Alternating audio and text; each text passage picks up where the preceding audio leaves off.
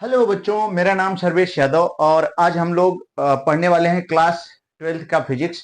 और class 12th के physics में इससे पहले हम लोगों ने पढ़ लिया है कूलाम का नियम। कूलाम के नियम को हम दो पार्ट में पढ़ाते हैं और जिसमें से पहला पार्ट हम लोगों ने कंप्लीट कर लिया है और आज हम लोग दूसरा पार्ट पढ़ेंगे। और ये हम लोगों का प्यारा सा चैनल फिजिक्स विद सर्वेश, इसे थोड़ा सा प्यार दें आप लोग और ध्यान दें बेटा। तो आज हम लोग क्लास 12th के फिजिक्स में कूलाम के नियम का सेकेंड पार्ट पढ़ेंगे और काफी बढ़िया तरीके से पढ़ने वाले हैं हम लोग। और कोशिश करें आप लोग भी काफी मेहनत से और ध्यान से।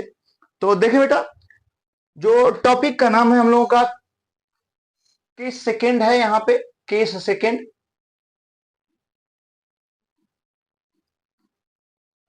केस सेकेंड क्या है, काफी महत्वपूर्ण है, ध्यान देंगे आप। यह है जब दोनों आवेशों के बीच, पहली केस क्या थी, इससे पहले हम लोगों ने पढ़ लिया है कि जब दोनों आवेशों के बीच निर्वात हो, यानी निर्वात का मतलब यहां तक कि वायु भी ना हो, कुछ भी ना हो, तब उन दोनों आवेशों के बीच लगने वाला वैद्युत बल किन किन बातों पर निर्भर करता है।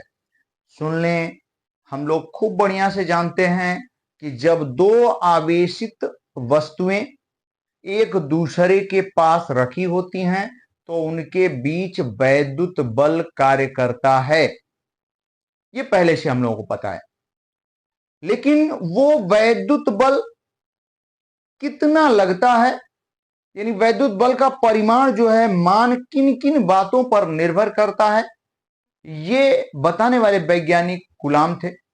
और उन्होंने अपने नियम में स्पष्ट किया है कि दो आवेशित वस्तुओं या दो आवेशों के बीच, ध्यान दें कूलाम का नियम क्या कहता है, दो आवेशों के बीच लगने वाला वैद्युत बल उन दोनों आवेशों के परिमाणों के गुणनफल के समानुपाती तथा उनके बीच की दूरी के वर्ग के व्युत्क्रमानुपाती होता है। यह कूलाम का नियम है। ठीक, अब कूलाम के नियम में दो पार्ट हो जाते हैं। पहला पार्ट, जब दोनों आवेशों के बीच कुछ भी ना हो, यानी निर्वात हो, तब वैद्युत बल किन किन बातों पर निर्भर करेगा, ये चीजें हम लोगों ने पढ़ लिया खूब बढ़िया तरीके से, पिछले क्लास में हमने आपको बता दिया है।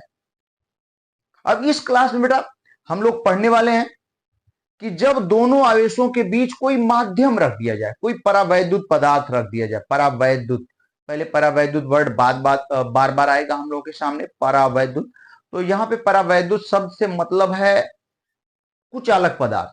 परावैद्युत पदार्थ का मतलब कुचालक पदार्थ। कुचालक पदार्थ जैसे रबर हो गया, प्लास्टिक हो गया, कागज हो गया, ये सब कांच हो गया, ये सब कुचालक पदार्थ है, इन्हें परावैद्युत पदार्थ भी कहते हैं। तो ध्यान दें आप। तो दूसरी केस क्या कह रही है, जरा ध्यान दें। पहली केस में तो जब दोनों आवेशों के बीच निर्वात था, यानी कुछ भी नहीं था। अब दूसरी केस है जब दोनों आवेशों के बीच कोई पदार्थ रख दिया जाए, कोई माध्यम रख दें आप, यानी परावैद्युत पदार्थ रख दिया जाए, तब क्या होगा, जरा ध्यान दें आप। दूसरी केस कह रही है कि जब दोनों आवेशों के बीच, ध्यान दें बेटा, जब दोनों आवेशों के बीच कोई परावैद्युत पदार्थ, कोई परावैद्युत पदार्थ रख दिया जाए तो, ध्यान दीजिएगा, रख दिया जाए तो। ठीक बेटा, एक चीज और, मेरे पढ़ाने का तरीका हम आपको बता देते हैं, जैसा कि शुरू से ही हम करते आ रहे हैं, 2-3 वीडियो आप लोग देखे होंगे। तो उनमें सिस्टम यही है कि एक बार हम, ठीक, जैसे लेक्चर को, जो भी लेक्चर चल रहा है उसको एक बार खुद पढ़ाते हैं एकदम बढ़िया से, और फिर इसके बाद पीडीएफ है, उस पीडीएफ के द्वारा एक बार 5-10 मिनट में उसको क्या कर देते हैं, रिवाइज कर देते हैं। तो दो दो बार आपके सामने आ जाता है। और इसके बाद वो पीडीएफ आप ले लीजिए बिना पैसे का, ठीक, और उसे पढ़ेंगे। आप चाहें तो उससे नोट्स बना सकते हैं, नहीं भी बनाएंगे तब भी कोई बात नहीं है, 2 बार 3 बार आप उसको पढ़ेंगे, एकदम याद हो जाएगा, कोई दिक्कत नहीं आएगी। और यदि कोई दिक्कत आती है और भी कोई यदि ठीक ना हम लोग अपने में सुधार ला सकते हैं तो जरूर कमेंट में बताइएगा, जिसे हम जरूर कोशिश करेंगे सुधारने का।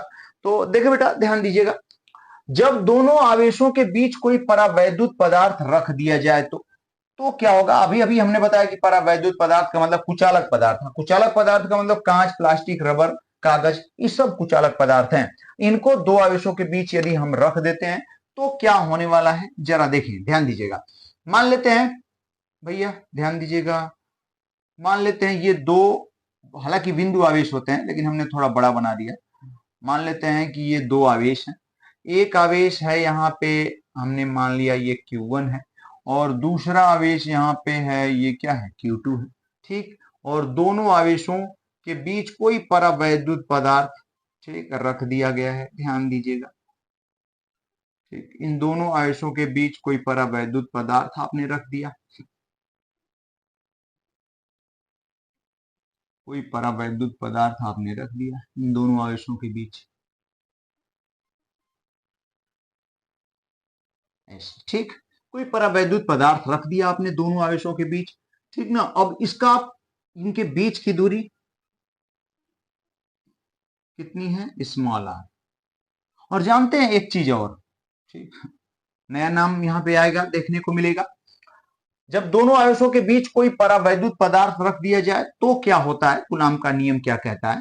तो जानते हैं जो परावैद्युत पदार्थ रखते हैं तो उसका एक अपना परावैद्युतांक होता है, उसको एक नंबर दिया जाता है। हर पदार्थ को यहाँ पे जितने कुचालक पदार्थ होंगे या हम ठीक सबको, सबका अपना अपना परावैद्युतांक होता है, सबको एक फिक्स नंबर दिया जाता है।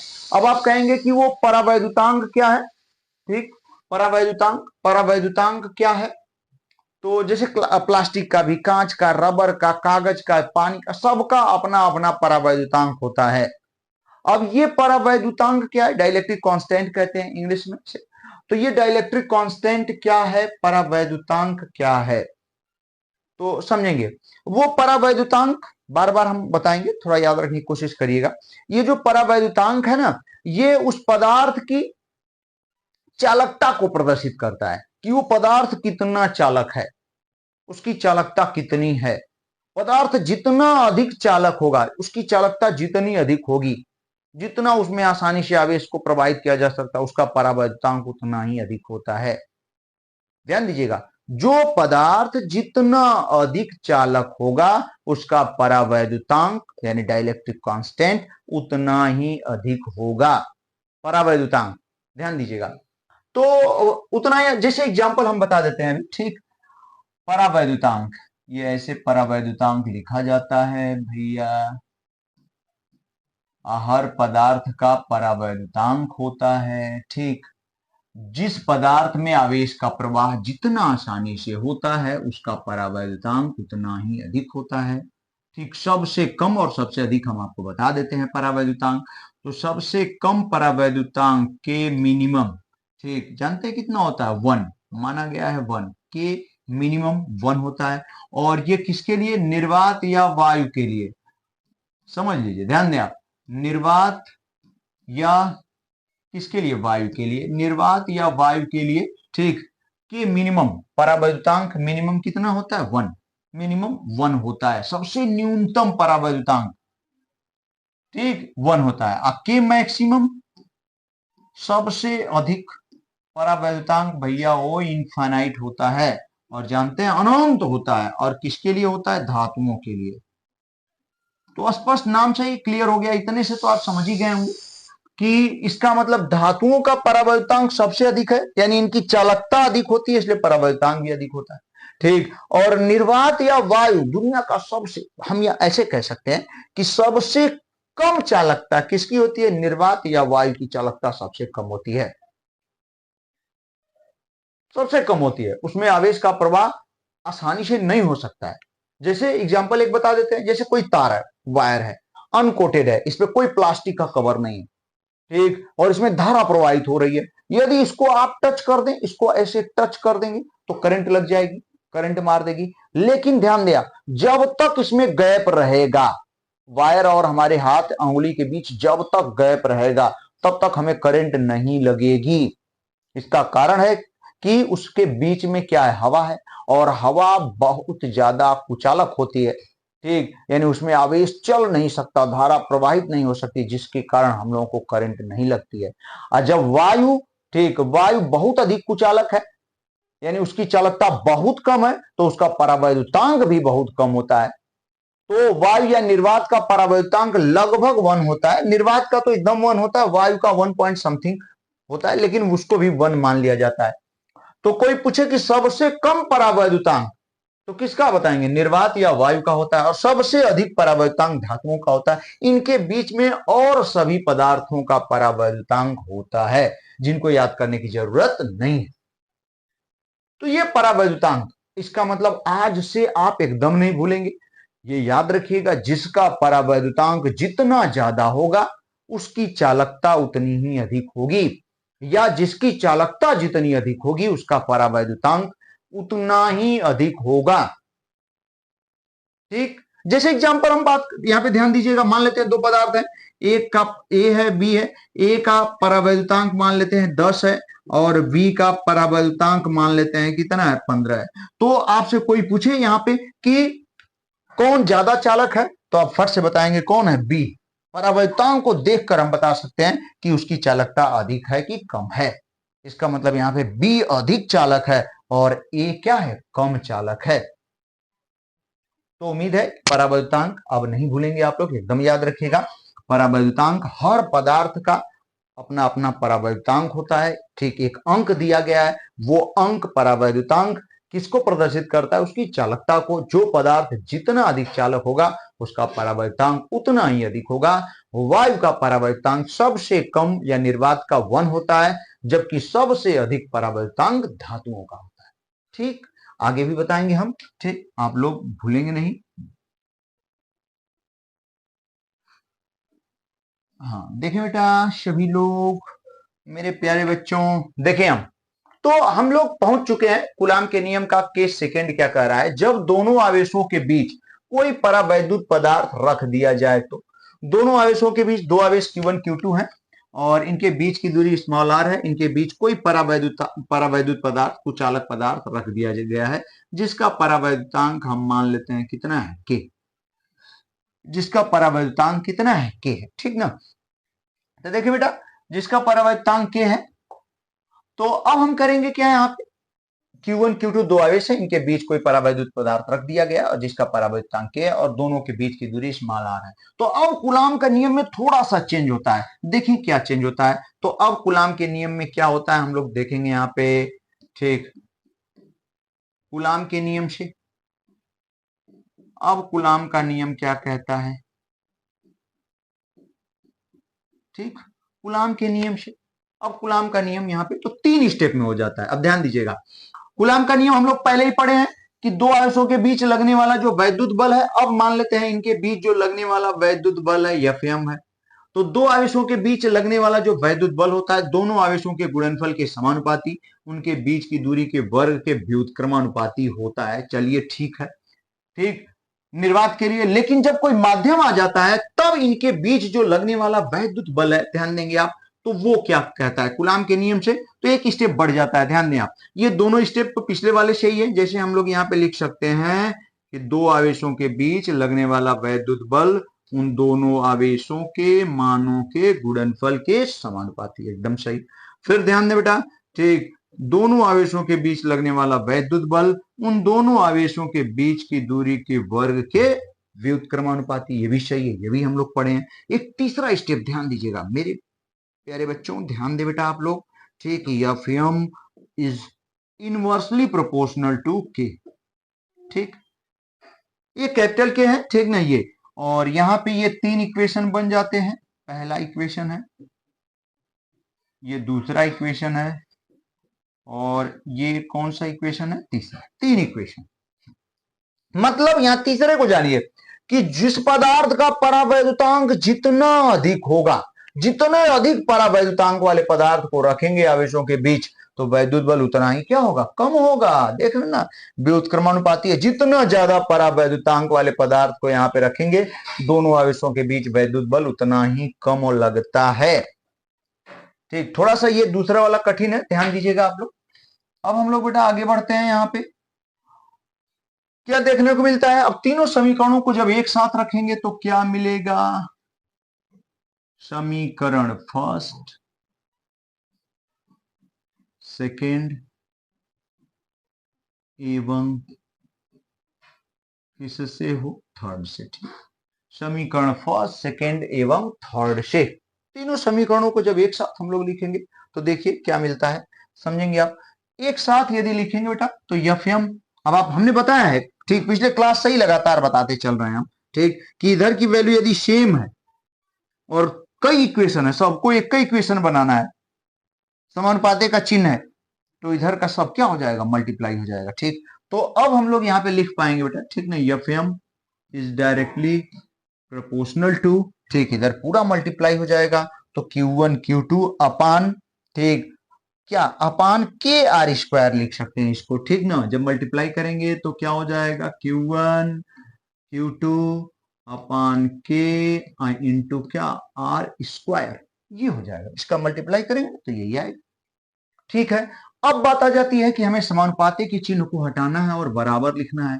तो आप जानते ही हैं कि जब भी वैद्युत बल हम लोग लिखते हैं, समानुपाती को हटा के जैसे ही बराबर रखते हैं तो एक कांस्टेंट आ जाता है जिसे स्मॉल के से प्रदर्शित करते हैं। कल से ही पढ़ रहे हैं, पिछले क्लास से ही पढ़ रहे हैं हम लोग स्मॉल के, जिसे कूलम्ब नियतांक कहते हैं। इसके बारे में डिटेल में हमने बता दिया, सब कुछ बता दिया है। तो स्मॉल के और क्या हो जाएगा, Q1 Q2 अपान ये कैपिटल के इंटू आर स्क्वायर। ठीक, भूलेंगे नहीं, ध्यान देते रहे इस पे। ठीक, यहाँ पे जो भैया ये स्मॉल के है, ये सॉरी, ठीक, जो स्मॉल के है वो क्या है, कूलम्ब नियतांक है, ठीक ना, जो स्मॉल के है वो कूलम्ब नियतांक है, कैपिटल के है परावैद्युतांक है। इतनी बात एकदम नहीं भूलेंगे, ठीक, कंफ्यूज नहीं करेंगे, ध्यान दीजिएगा। तो F M is equal to small K Q1 Q2 upon capital K R square. अब हम लोग तो पढ़ ही चुके हैं, हम लोग क्या पढ़ चुके हैं, छोटे में लिख देते हैं, हम लोग पढ़ चुके हैं भैया स्मॉल के इज इक्वल टू क्या होता है, वो 1/4 पाई एप्सिलॉन नॉट। ठीक, हाँ, 1/4 पाई एप्सिलॉन नॉट, ठीक ना, 1 हम लोग यहाँ पे देख लेते हैं। हाँ देखिए बेटा, ध्यान दीजिएगा, यहाँ पे हम लोग स्मॉल के इज इक्वल टू क्या लिख पाएंगे, 1/4 पाई एप्सिलॉन नॉट। ठीक, ये होता है स्मॉल के इज इक्वल टू। ठीक, और जब स्मॉल के की वैल्यू यहाँ पे रखेंगे हम लोग तो थोड़ा ध्यान दीजिएगा क्या हो जाएगा। ठीक, हम लोग यहाँ पे लिख सकते हैं, स्मॉल के की वैल्यू रखेंगे तो फिर हम लोग लिख सकते हैं F M is equal to, small K की वैल्यू क्या रख दिया हमने, 1/4 पाई एप्सिलॉन नॉट। ठीक, 1/4 पाई एप्सिलॉन नॉट, ये तो स्मॉल के कैपिटल के भी यहीं पे रख देते हैं, हाँ एकदम रख ही देते हैं, कैपिटल के इंटू यहाँ पे क्या हो जाएगा, Q1 Q2 अपान क्या, स्मॉल आर स्क्वायर। ठीक, ये हो जाएगा।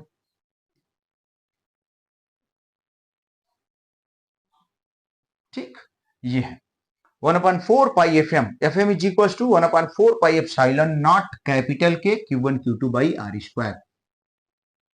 फिर से देखें एक बार, हल्का सा, बस 1 मिनट, हम लोग केस सेकेंड कूलम्ब नियम, कूलम्ब के नियम का केस सेकेंड हम लोग देख रहे हैं, ठीक ना, काफी महत्वपूर्ण है, एकदम डिटेल में, कुछ भी नहीं छोड़ रहे हैं, एकदम सब कुछ क्लियर कर देंगे। तो कूलम्ब के नियम का सेकेंड पॉइंट क्या कहता है, जब दोनों आवेशों के बीच कोई परावैद्युत पदार्थ रख दिया जाए। ठीक, ये परावैद्युत पदार्थ का मतलब कुचालक पदार्थ, और ठीक उनका अपना परावैद्युतांक होगा, परावैद्युतांक को अभी डिटेल कर दिया हमने। ठीक ना, मान लेते हैं कि Q1 Q2 दो आवेश हैं, इनके बीच की दूरी स्मॉल r है, पूरे बीच में एक परावैद्युत पदार्थ यानी कुचालक पदार्थ रख दिया गया है जिसका परावैद्युतांक k है। तो अब यहाँ कूलम्ब का नियम लग जाता है, तो कूलम्ब का नियम यहाँ 3 स्टेप। ठीक, आवेशों के गुणनफल के समानुपाती, बीच की दूरी के वर्ग के व्युत्क्रमानुपाती, और जो परावैद्युत पदार्थ रखे उसके परावैद्युतांक के भी व्युत्क्रमानुपाती होता है। ये तो एकदम याद रखिएगा। इसका मतलब जितना ज्यादा परावैद्युतांक वाला पदार्थ होगा, ठीक, इनके बीच वैद्युत बल उतना ही कम लगेगा। समझ ले, ठीक ना। अब यहाँ 3 इक्वेशन बन गए। तीनों इक्वेशन को एक साथ हम जब रखेंगे, ठीक, तो एफ एम आप देख रहे हैं इधर की वैल्यू सेम है, तो ये मल्टीप्लाई हो जाएगा। एक इक्वेशन बनाएंगे तो जब ये मल्टीप्लाई होगा, गुणा हो जाएगा, तो Q1 Q2 अपान के आर स्क्वायर हो जाएगा। अब देखिए बेटा, जब समानुपाते को हटा के बराबर रखेंगे तो एक कांस्टेंट की जरूरत होती है, और यहाँ कांस्टेंट, और यहाँ पे वैद्युत बल में कांस्टेंट हमेशा कूलम्ब नियतांक होता है, जिसे स्मॉल के से प्रदर्शित करते हैं, और स्मॉल के की वैल्यू 1/4 पाई एप्सिलॉन नॉट होती है, पढ़ चुके हम लोग। अब ये जब स्मॉल के की जगह रखेंगे 1/4 पाई एप्सिलॉन नॉट, कैपिटल के भी साथ में आ जाएगा इधर, Q1 Q2 by R square. यहां तक हम लोग पहुंच गए। अब एक नया नाम ध्यान दीजिएगा, ठीक, यहां पे बेटा जो एप्सिलॉन नॉट के है, इसे थोड़ा शॉर्ट करते हैं हम लोग। ये जो एप्सिलॉन नॉट के है, इसे एप्सिलॉन से रिप्रेजेंट करते हैं, एप्सिलॉन से, केवल एप्सिलॉन नॉट के को एप्सिलॉन से प्रदर्शित करते हैं। और जानते हैं, इस एप्सिलॉन को ब्रैकेट में कर लेते हैं, इसको हम लोग कहते हैं माध्यम की वैद्युतशीलता। माध्यम की, यहीं पे लिख देते हैं वैद्युतशीलता। पिछले क्लास से ही वैद्युतशीलता हम चिल्ला रहे हैं, ठीक ना। ये माध्यम की वैद्युतशीलता, जैसे माध्यम का परावैद्युतांक होता है, ठीक, वैसे ही माध्यम की वैद्युतशीलता भी होती है, जिसमें हमने निर्वात की वैद्युतशीलता कल हमने बताया था, वैद्युतशीलता और परावैद्युतांक, ठीक, लगभग सेम ही तरीके से बिहेव करते हैं। तो जैसे वैद्युतशीलता, वैद्युतशीलता मतलब, ठीक, जिसकी वैद्युतशीलता जितनी अधिक होगी उसमें आवेश का प्रवाह उतना आसानी से होगा। मतलब चालकता जितनी अधिक होती है, ठीक, उसकी वैद्युतशीलता उतनी ही अधिक होती है। हालांकि चालकता जितनी अधिक होती है, परावैद्युतांक भी उतना ही अधिक होता है, ठीक। तो अभी समझ में आ जाएगा कि क्यों ऐसा होता है। तो समझे, निर्वात की वैद्युतशीलता, निर्वात की वैद्युतशीलता बहुत कम होती है, पिछले क्लास में बता चुके हैं, 8.85 गुणे 10⁻12। तो बहुत कम होती है निर्वात की वैद्युतशीलता।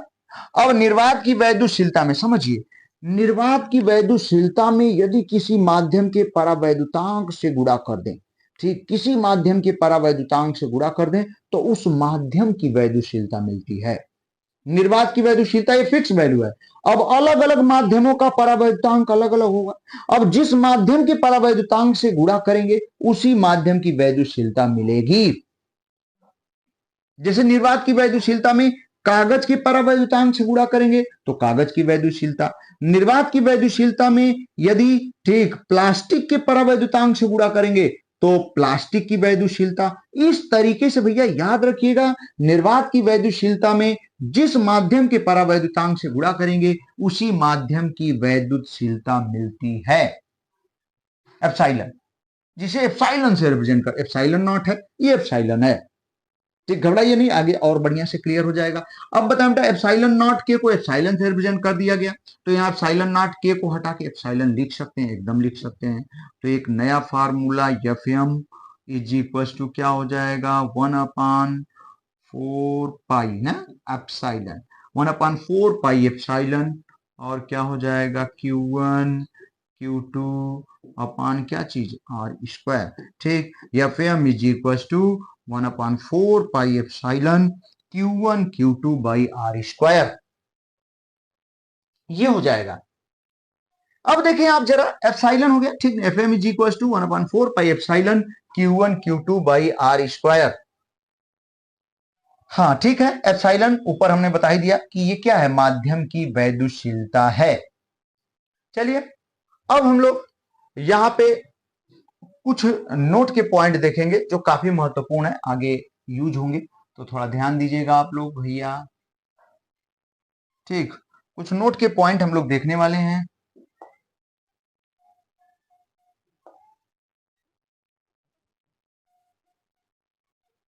हाँ देखें, तो यहां पे,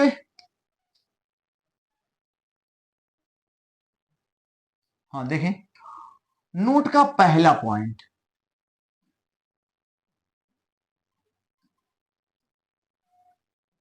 नोट का पहला पॉइंट क्या कह रहा है, जरा देखेंगे आप लोग।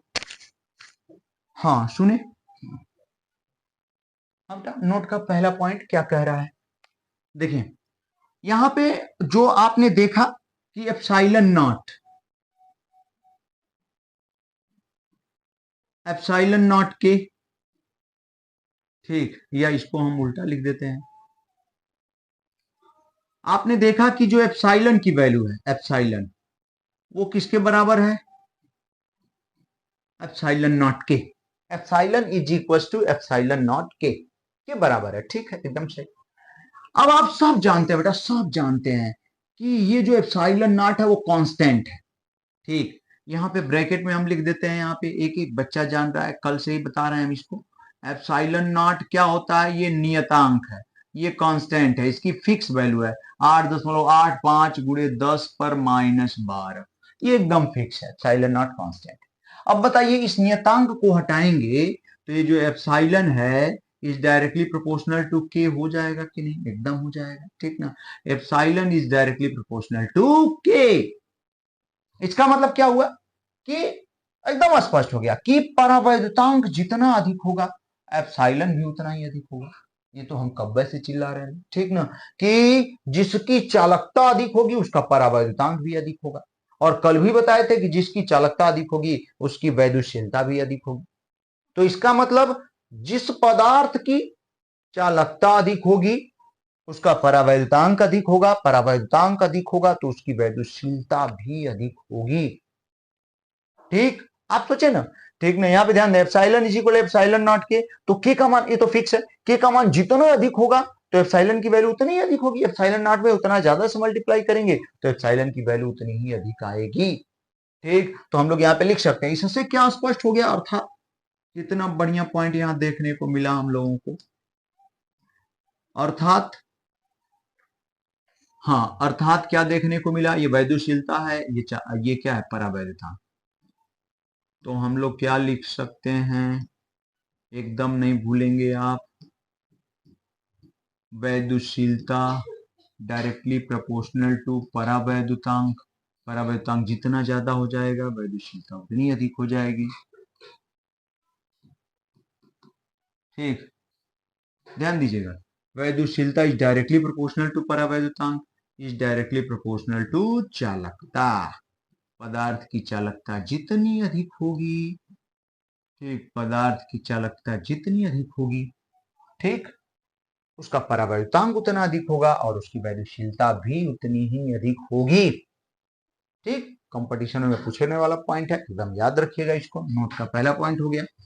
अब बेटा दूसरा नोट का पॉइंट क्या कहता है हम लोग देखेंगे, ठीक। हाँ, दूसरा पॉइंट क्या कह रहा है जरा देखें नोट का, हाँ नोट का सेकेंड पॉइंट क्या कह रहा है उसको देखने वाले हम लोग, समझे।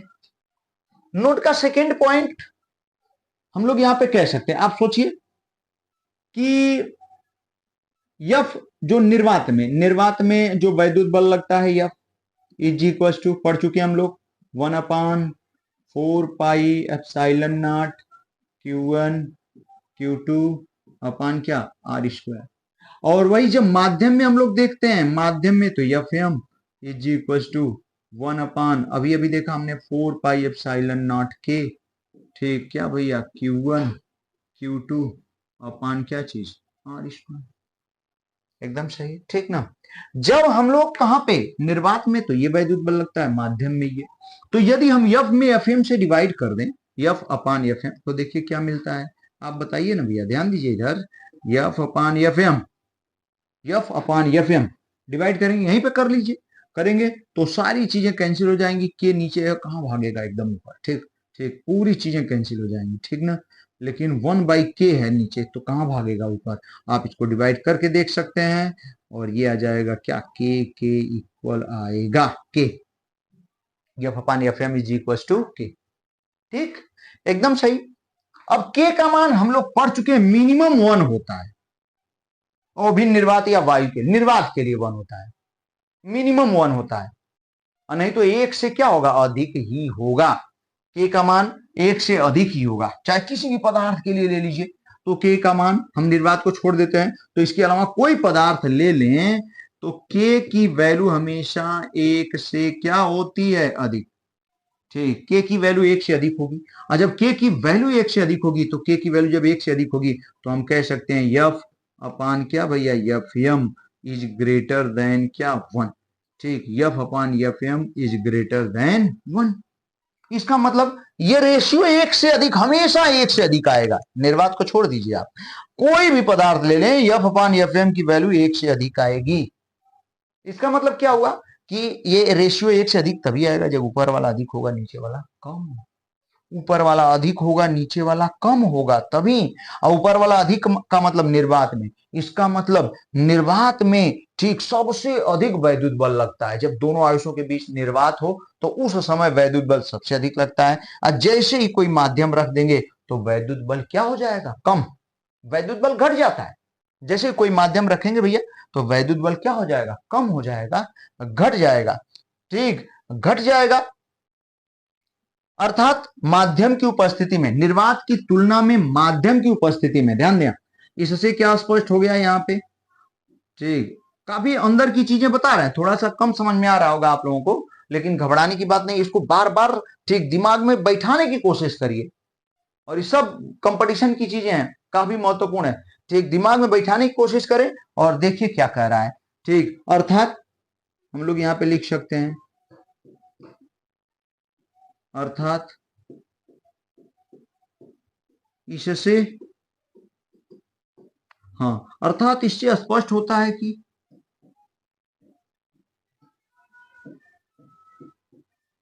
किसकी तुलना में, निर्वात की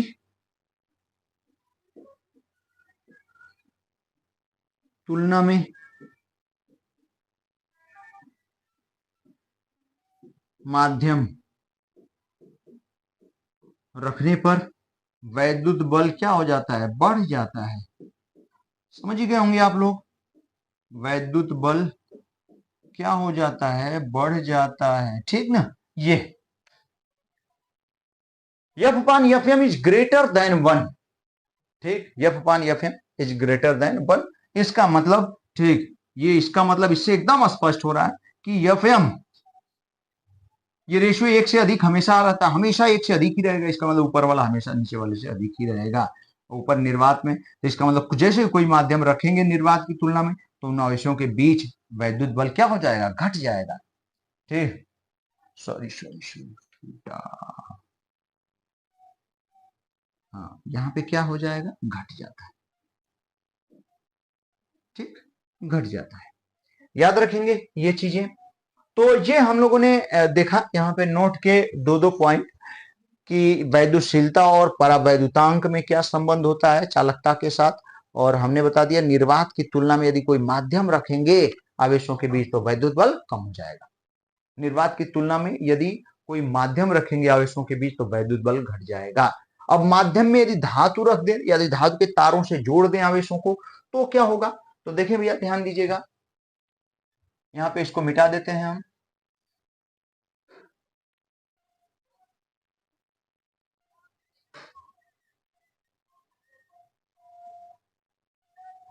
हाँ, बस थोड़ा सा बचा हुआ है, ध्यान दें आप। यहाँ पे नोट का तीसरा पॉइंट क्या कहता है कि, ध्यान दें बेटा, कितना बढ़िया पॉइंट है। तीसरा पॉइंट कहता है कि जब या यदि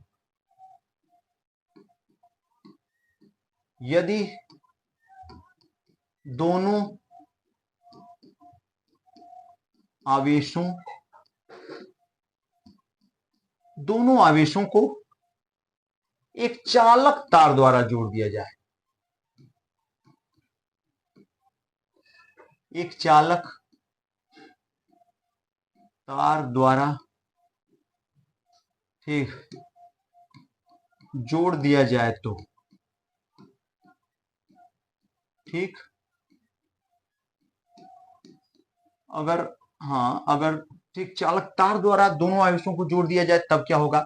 जैसे देखें आप, ये एक आवेश है, ये दूसरा आवेश है, ठीक, और ये क्या है, Q1 है, और ये क्या है, Q2 है।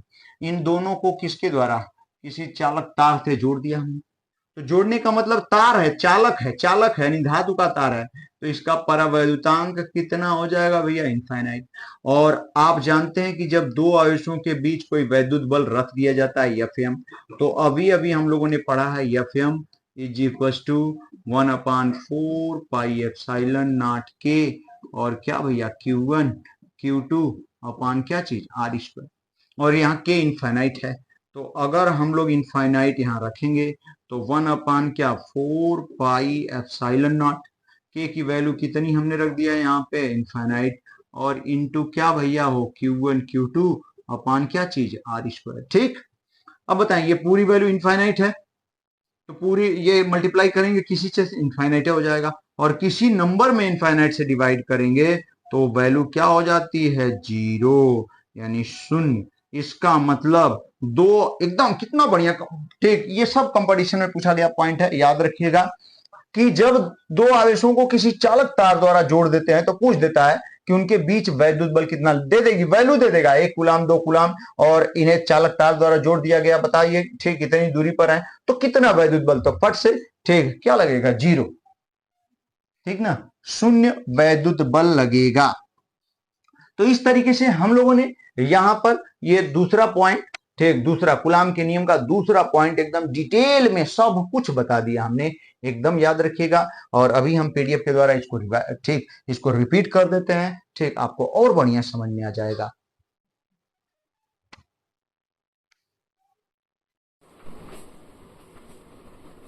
हाँ देखो बेटा, तो अभी अभी हम लोगों ने कूलाम के नियम का सेकेंड पार्ट हम लोगों ने पढ़ा हुआ है, जिसको पीडीएफ की उसी बात को, उसी पॉइंट को पीडीएफ के माध्यम से एक बार और रिवाइज कर दे रहे हैं। देखिए कितनी मेहनत किया जा रहा है आप लोगों के लिए, आप भी लगे रहें बेटा एकदम ध्यान से, ठीक ना, ध्यान से, मन से, मेहनत से लगे रहें।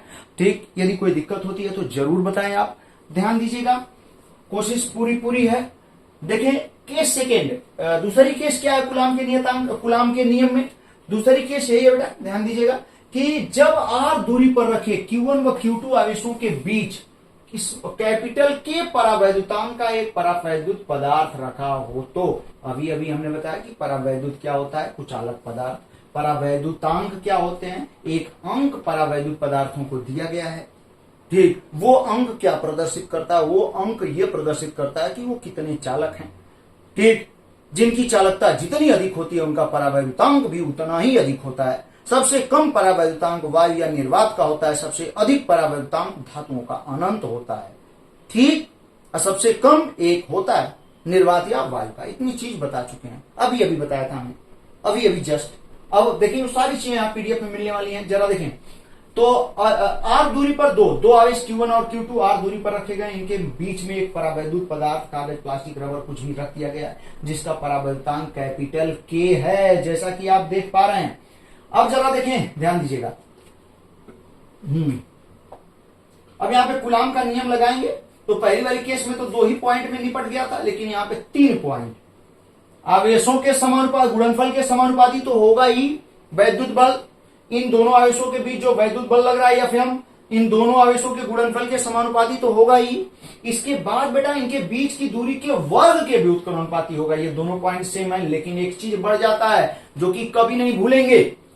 ठीक, दो आवेशों के बीच जो वैद्युत बल है उनके बीच उपस्थित परावैद्युत पदार्थ के परावैद्युतांक के भी व्युत्क्रमानुपाती होता है।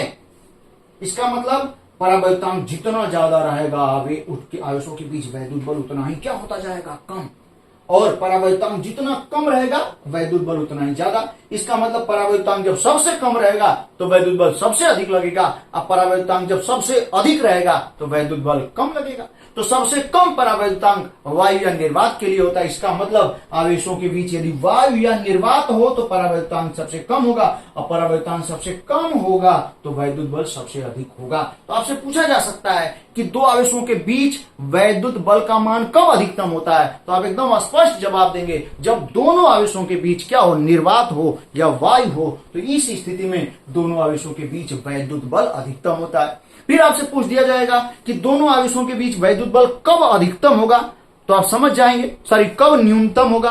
तो आप समझ जाएंगे जब दोनों आवेशों के बीच अधिकतम परावैद्युतांक वाला, तो अधिकतम का मतलब धातु, धातु जब दोनों आवेशों के बीच रख दी जाए या किसी तार द्वारा दोनों आवेशों को जोड़ दिया जाए, तो उस स्थिति में उनके बीच जो वैद्युत बल न्यूनतम, न्यूनतम में भी कितना, 0 लगता है, शून्य हो जाता है, ठीक, जो कि अभी अभी बताया था हमने। ध्यान दें, ये अब तीनों पॉइंटों को जब एक साथ रखेंगे, बेटा ध्यान दीजिएगा, जब तीनों पॉइंटों को एक साथ रखेंगे, तीनों समीकरणों को जब एक साथ रखेंगे, तो देखिए समीकरण फर्स्ट, सेकेंड एवं थर्ड से मिलाएंगे तो एफएम इज डायरेक्टली प्रोपोर्शनल, ये सब आपको मिलने वाला है पीडीएफ से, सब मिलेगा, घबराने की बात नहीं है, ठीक। FM is directly proportional to Q1 Q2 by K square, K into R square. अब ये के कैपिटल के है, जान लीजिए, परावैद्युतांक है कैपिटल के, और समानुपाते के हटा के बराबर रखेंगे तो स्मॉल के, समानुपाते को हटा के बराबर रखेंगे तो स्मॉल के, जो जानते ही है ये क्या है, कूलॉम नियतांक है, तो स्मॉल के इंटू क्यू, मत जानिए, ये मत समझ लीजिएगा दोनों एक ही चीज है, नहीं, अलग अलग, ये स्मॉल के कैपिटल के, स्मॉल के into Q1 Q2 upon capital K R square होगा। अब स्मॉल के की वैल्यू आप खूब बढ़िया जानते हैं, ये कूलॉम नियतांक है, ठीक, स्मॉल के और कैपिटल के परावैद्युतांक है, स्मॉल के का मान 1/4 पाई एप्सिलॉन नॉट होता है, तो स्मॉल के की जगह 1/4 पाई एप्सिलॉन नॉट रखेंगे, तो एफएम 1/4 पाई एप्सिलॉन नॉट के Q1 Q2 by R square होगा। यदि कोई दिक्कत हो तो आप पूछ सकते हैं, ध्यान दे बेटा। अब देखिए जरा, यहां पे एक चीज और थोड़ा सा चेंज करते हैं हम लोग, ये जो एप्सिलॉन नॉट के निर्वात की वैद्युशीलता और माध्यम के परावैद्युतांक से जब गुणा करते हैं ना, तो एप्सिलॉन मिलता है, और एप्सिलॉन को क्या कहते हैं, माध्यम की वैद्युशीलता, तो एप्सिलॉन नॉट के इज इक्वल टू एप्सिलॉन, जो कि क्या है, माध्यम की वैद्युशीलता। हमने बताया था आपको शुरू में, आज कितनी बार बता दिया हमने, ठीक, कि माध्यम की जो वैद्युशीलता होती है एप्सिलॉन, हर माध्यम की वैद्युशीलता होती है, निर्वात की जैसे वैद्युशीलता वैसे हर माध्यम की वैद्युशीलता होती है। वैद्युतशीलता मतलब विद्युत का कितना आसानी से प्रवाह हो रहा है, तो जिसका ध्यान दें, जिसकी चालकता जितनी अधिक होगी उसमें विद्युत का प्रवाह उतना अधिक, उसका ध्यान दें, ठीक, उसकी वैद्युशीलता भी उतनी ही अधिक होगी, उसकी वैद्युतशीलता भी उतनी ही अधिक होगी, ठीक। तो इसका मतलब एप्सिलॉन नॉट के, ठीक, एप्सिलॉन नॉट इंटू के इज इक्वल टू एप्सिलॉन, ठीक, मतलब निर्वात की वैद्युशीलता में जिस माध्यम के परावैद्युतांक से गुणा करेंगे उस माध्यम की वैद्युशीलता मिलेगी। एप्सिलॉन नॉट तो फिक्स है, उसमें के से गुणा करते रहिए, गुणा करते रहिए, हर माध्यम की वैद्युशीलता मिलती रहेगी, जिसके के से गुणा करेंगे उस माध्यम की वैद्युशीलता प्राप्त हो जाएगी, एकदम आसान, ठीक। सवाल भी पूछा जाता है, तो एप्सिलॉन नॉट की वैल्यू 8.85 × 10⁻12 और के का मान दे देगा कि कागज का परावैद्युतांक कितना है, बताइए इसकी वैद्युशीलता, तो एप्सिलॉन नॉट में उसके परावैद्युतांक, हाँ देखा बेटा, तो हम लोग यहाँ पे पढ़ रहे थे, ठीक, कि एप्सिलॉन नॉट के और एप्सिलॉन नॉट इंटू के कर देंगे तो एप्सिलॉन हो जाएगा, ठीक, यानी निर्वात की वैद्युशीलता में माध्यम के परावैद्युतांक से गुणा कर देंगे तो माध्यम की वैद्युशीलता मिल जाएगी, एकदम बढ़िया तरीके से देखें, ध्यान दें आप। तो अब बताइए एप्सिलॉन नॉट के की जगह क्या लिख सकते हैं, एप्सिलॉन लिख सकते हैं केवल, तो इसका मतलब अब जो फार्मूला हो जाएगा, जब किसी माध्यम में, यानी जो दो आवेशों के बीच कोई माध्यम रख दिया जाता है, तब जो वैद्युत बल लगता है FM is equal to 1/4 pi epsilon Q1 Q2 by R square, ठीक। यहां तक हम लोगों ने देख लिया, ये नया फार्मूला, यहाँ एप्सिलॉन हमने बता दिया आपको, खूब बढ़िया से बताया। एप्सिलॉन क्या है, माध्यम की वैद्युशीलता है। चले अब देखें हम लोग बेटा, आगे समझने की कोशिश करें। अब इस परावैद्युतांक को हालांकि कई बार बता चुके, फिर भी यहाँ पे डिटेल कर रहे हैं, आखिर परावैद्युतांक है क्या, आप देखें, ठीक। देखें बेटा, तो परावैद्युतांक डाइलेक्ट्रिक कांस्टेंट, ये परावैद्युतांक है क्या, जैसा आप देख रहे हैं, सभी लोग ध्यान दें आप, परावैद्युतांक, हाँ, तो हम लोगों ने अभी अभी पढ़ा, ठीक, हमने बताया आपको कि ये जो एप्सिलॉन होता है, यानी माध्यम की जो वैद्युशीलता होती है एप्सिलॉन, वो निर्वात की वैद्युशीलता में यदि माध्यम के परावैद्युतांक से गुणा कर दें, मल्टीप्लाई कर दें, तो हमें क्या मिल जाएगा, हमें उस माध्यम की वैद्युशीलता मिल जाएगी, ठीक। अब बताएं बेटा, उसमें अगर हम यहाँ एप्सिलॉन नॉट को नीचे लेके जाए आप, तो क्या लिख सकते हैं, epsilon upon epsilon naught is equal to के, ठीक, जैसा कि अभी अभी बताया था हमने। अब बताएं कितना बढ़िया पॉइंट, यानी किसी माध्यम की वैद्युशीलता और निर्वात की वैद्युशीलता के अनुपात को उस माध्यम का क्या कहते हैं, परावैद्युतांक। किसी माध्यम की वैद्युशीलता और निर्वात की वैद्युशीलता के अनुपात को उस माध्यम का परावैद्युतांक कहते हैं। जैसा कि यहां देखिए आप, किसी माध्यम की वैद्युशीलता, यानी ये किसी माध्यम की वैद्युशीलता का मतलब एप्सिलॉन, तथा निर्वात की वैद्युशीलता, बेटा निर्वात की वैद्युशीलता का मतलब क्या है, एप्सिलॉन नॉट। ठीक, तो किसी माध्यम की वैद्युशीलता यानी एप्सिलॉन तथा निर्वात की वैद्युशीलता यानी एप्सिलॉन नॉट के अनुपात को उस माध्यम का परावैद्युतांक कहते हैं। और इस ठीक परावैद्युतांक को किससे प्रदर्शित कर रहे हैं, के से। अब के का मिनिमम मान कितना होता है, 1, और वो भी किसके लिए, लगातार चिल्ला रहे हैं भैया, ठीक, निर्वात एवं वायु के लिए के का मान, परावैद्युतांक का मान न्यूनतम होता है, और अधिकतम किसके लिए होता है, धातुओं के लिए होता है। जैसा कि देख रहे हैं के मैक्स इज इक्वल टू क्या, इनफाइनाइट, अधिकतम होता है। चलिए अब इसमें कुछ नोट के पॉइंट है हम लोगों के सामने, ठीक, नोट के पॉइंट, ठीक 2-3 पॉइंट है जिसको बढ़िया से हम लोग देखेंगे। और वो नोट का पॉइंट है क्या, परावैद्युतांक भूलेंगे नहीं, डेफिनेशन भी आपके सामने है, फार्मूला भी आपके सामने है। ठीक, कभी भी किसी भी माध्यम की यदि वैद्युशीलता दे दे, उसमें निर्वात की वैद्युशीलता से डिवाइड कर देंगे तो उस माध्यम का परावैद्युतांक मिल जाएगा। सवाल भी पूछे जाते हैं, एकदम आसान, बस आपको जानने की जरूरत है। देखिए बेटा, तो नोट का ये जो पहला पॉइंट है, ये क्या कह रहा है कि epsilon is equal to epsilon naught, अभी अभी पढ़ा हम लोगों ने। ठीक, अब बताइए ये जो एप्सिलॉन है, ठीक, ये जो एप्सिलॉन है, एप्सिलॉन, ठीक, is equal to epsilon naught के, ये एप्सिलॉन नॉट की एकदम फिक्स वैल्यू है, 8.85 10 पर माइनस 12 से अधिक या कम हो सकता है, कभी नहीं हो सकता है। तो ये कांस्टेंट हुआ कि नहीं, और जब ये कांस्टेंट हुआ तो इसको जब कांस्टेंट को हटाते हैं तो समानुपाती का चिन्ह, यानी epsilon is directly proportional to के। इसका मतलब जिस माध्यम का परावैद्युतांक जितना अधिक होगा उस माध्यम की वैद्युशीलता भी उतनी अधिक होगी। और माध्यम का जो परावैद्युतांक कब अधिक होता है, जब चालकता अधिक होती है। ठीक, जैसे वायु या निर्वात की चालकता सबसे कम होती है तो उसका परावैद्युतांक 1 है। धातुओं की चालकता सबसे अधिक होती है तो परावैद्युतांक अनंत है, बहुत ज्यादा है। इसका मतलब स्पष्ट है कि जैसे जैसे चालकता बढ़ रही है तो माध्यम का परावैद्युतांक भी बढ़ रहा है। इसका मतलब कि चालकता जिस माध्यम की जितनी अधिक होगी, चालकता जितनी अधिक होगी, परावैद्युतांक उतनी अधिक होगा। अब परावैद्युतांक के समानुपाती वैद्युशीलता है तो वैद्युशीलता भी उतनी ही अधिक होगी। समझ पा रहे हैं आप? तो किसी माध्यम की चालकता जितनी अधिक होगी उसका परावैद्युतांक उतनी अधिक होगा, वैद्युशीलता भी उतनी ही अधिक होगी, एकदम कंफर्म।